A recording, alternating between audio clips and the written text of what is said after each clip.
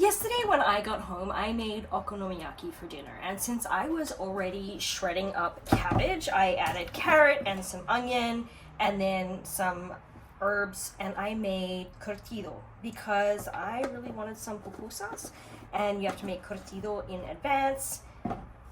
So let's make pupusas. Now, I was an exchange student in high school to Honduras, and pupusas are Salvadorian, Honduran. Salvadorians really claim them, but Hondurans do as well. And I learned how to make them in Honduras. So I am going to call them Honduran, even though they're El Salvadorian. But they are like the easiest thing in the world. Basically, you take some maseca, and people will call it cornmeal, but it's not the same stuff that you make cornbread with. It is a super fine powder. And I'm going to I buy them in these big bags, and I just put them in jars because it's so easy and I don't have to worry about bugs. But also I just take one of these jars, dump it in, and then I put the same amount of water, dump it in, and then you add some salt and you mix it up.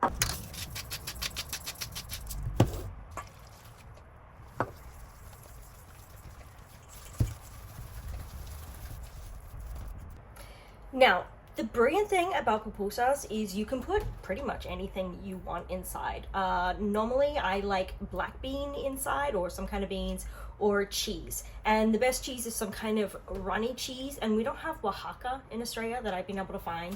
So just like a mozzarella is fine, just something that'll like really melt. But you can use prawns or shrimp or loroco, which is like a zucchini flower type thing. Like, you can put literally anything in there. Chicharron was really popular in Honduras, but today I'm just gonna make bean and cheese together. Maybe some separate as well, depending how many I can make.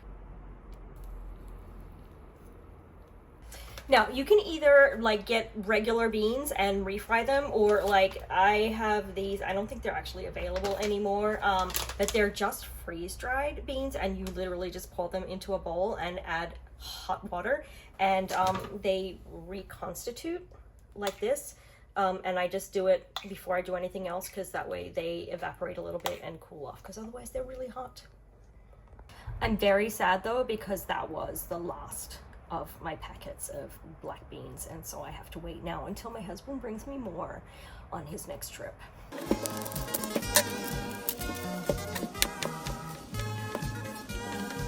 Okay, we've got everything we need. We have maseca, we have beans, we have mozzarella or whatever runny cheese that you have, and you can put, again, whatever you want in there, but this is what I'm having. And then you just literally grab a little thing of maseca. Now, women in Honduras and El Salvador have this thing where they are able to literally like make a well, and then they put the stuff in there, and then they close it over and like pat it out. I can't do it. Like, I try, and it always just, it kind of makes a mess. So I cheat, and I just kind of make like I'm gonna make 2 tortillas, and if you just take some plastic wrap, or if you have like the thing that goes over, you can make it. But I will just make the 2, and then you just stick in your cheese or whatever you want in there, some beans, flip this over, seal the edges. It's spilled out, but that's fine. And now you have your pupusa that's ready to be cooked. Now, normally they're huge. They're like this big, but I'm little, so I'm making little tiny ones. And you're just gonna keep doing that until you have used all of your maseca. And if you are just using like for one person and you've got a little jar, you probably make 5 or 6, and you can make an entire batch for 50 people if you have that many friends, which I don't. Okay, when your pan is very, very hot, I don't think it's hot enough yet. It's not sizzling. Wait till it's really, really hot. Also, if you have a cast iron pan, so much better in cast iron, but otherwise just use what you have. There it goes.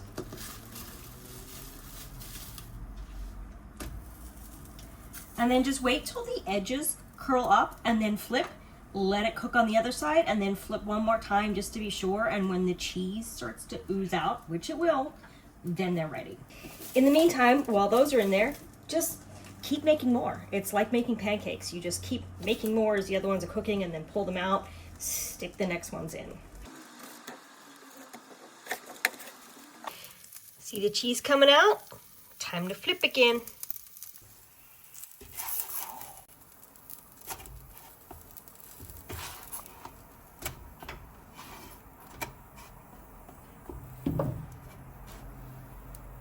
Okay, and now that they are good and cooked and oozing, we're going to take them out and put them in a plate that has a cover to keep them warm while we cook the rest of them.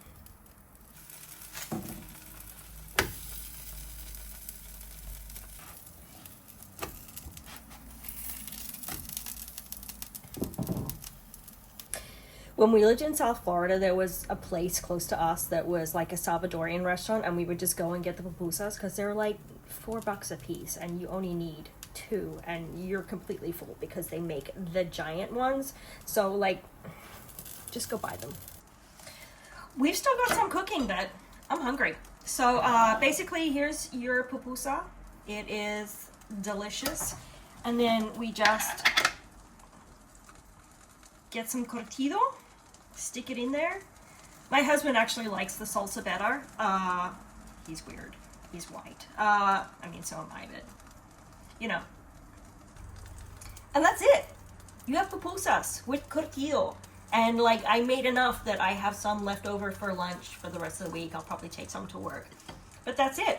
It's hot.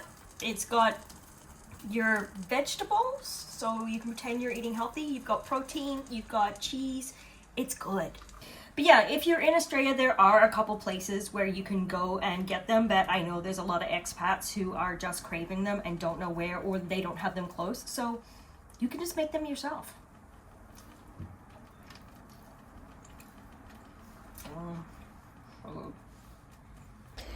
So follow along for more expat meals, and if you're in the US, please go support your local Latino restaurants, especially right now with all of the craziness that's going on. They need your help, so go eat with them. But if you're in Australia, follow me for more tips on how to make stuff here with local ingredients, and let me know what you want me to make next.